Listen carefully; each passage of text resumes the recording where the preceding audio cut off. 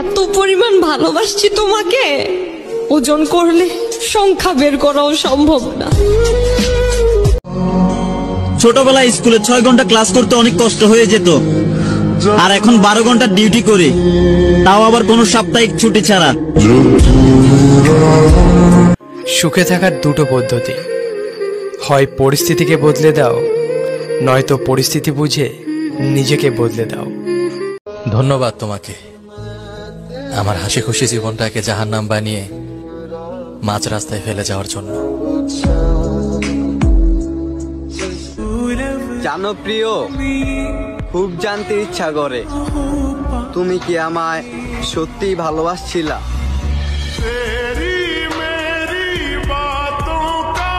এই ভিডিওর কমেন্ট বক্সে সেই সব মানুষগুলাকে দেখতে চাই যারা মন থেকে ভালোবেসেও ভালোবাসার মানুষটাকে হারাই ফেলছে।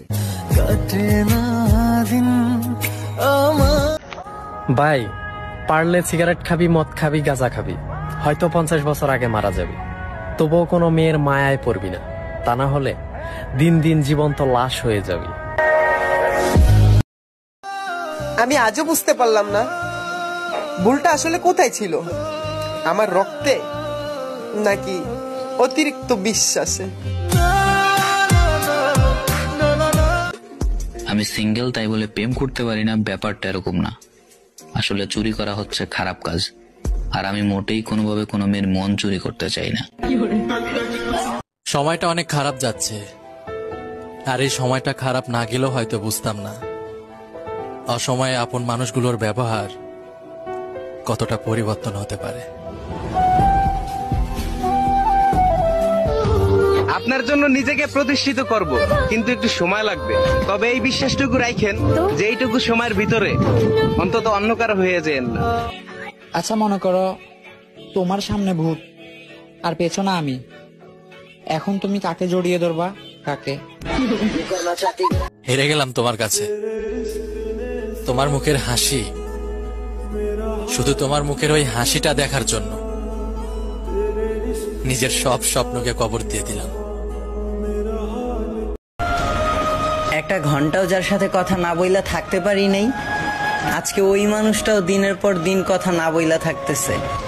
আরে তার কি আসে যায় যদি এই মুহূর্তেও আমার জানাজা পড়ানো হয়? যেখানে ছিলা ভালোই তো ছিলা, দ্বিতীয়বার কেন আইছিলা? আর একটু কষ্ট দেওয়ার জন্য? সবটুকু চেষ্টা করার পরেও না, মানুষটার মন জয় করতে পারলাম না।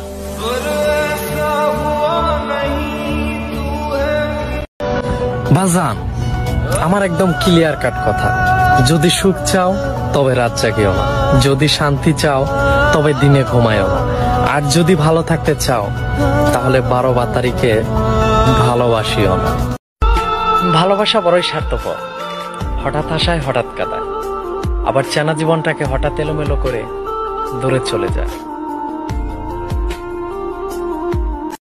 আমার কোনো দুঃখ নাই তুমি যদি না থাকো আমার পাশে, শুধু এতটুকুই দোয়া করি কোনো ভুল মানুষ যেন তোমার জীবনে না আসে। টাকার জন্য ছাড়লাম বাড়ি, টাকার জন্য ছাড়লাম দেশ, কিসের শান্তি এই প্রবাসে, কষ্টে কষ্টে জীবনটা শেষ।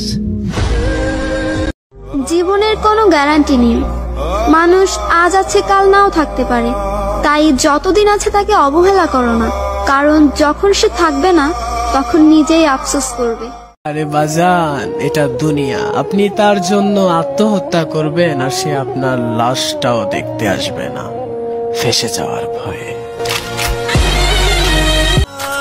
এত কষ্ট দিস না রে জীবন, কারণ আমার কষ্টে পাশে থাকার মানুষ তো দূরের কথা, আমারে বোঝানোর মানুষই থাকে না।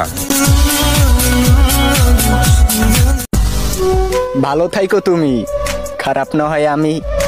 আমাদের গল্পটা হয়তো শেষ, কিন্তু তোমার অভিনয়টা ছিল বেস্ট। হঠাৎ করে একদিন মরে যাব, আর সেদিন তুমি ভাববা তোমার সাথে অভিমান করে আমি অনলাইনে আসি না।